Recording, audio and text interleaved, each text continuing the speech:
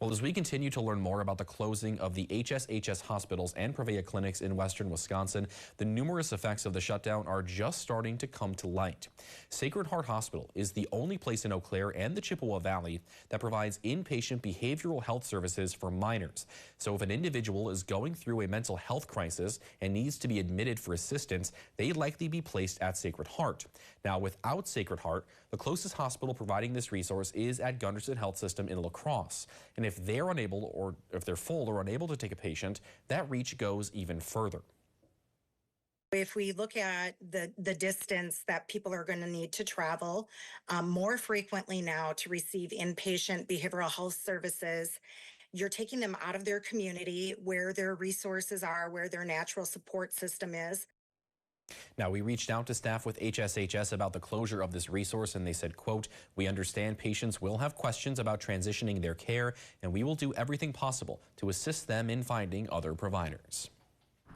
And the city of Eau Claire says it's looking to provide resources for employees who are going to be laid off in the wake of the HSHS and Prevea closure.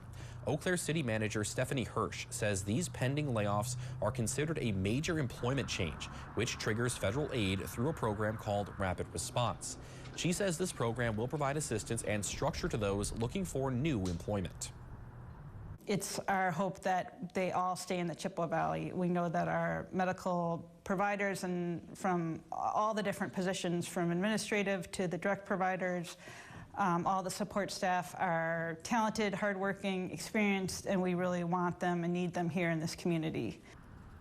Hirsch says she does not yet know the extent of what city programs will be affected by the loss of HSHS and Prevea Health, or what federal or state aid will be available to those that are impacted. She says the city is working with partners such as the Chamber of Commerce, the State Department of Health Services, and local insurers to develop a plan moving forward. And other healthcare facilities are also feeling the effects of the HSHS and Prevea shutdowns. The Director of Communications and Public Relations for the L.E. Phillips Libertas Treatment Center in Chippewa Falls confirms that that center will also be closing. The treatment center first opened in 1977 and provides care for those dealing with substance abuse disorders. The center's programs are services of the Hospital Sisters Health System.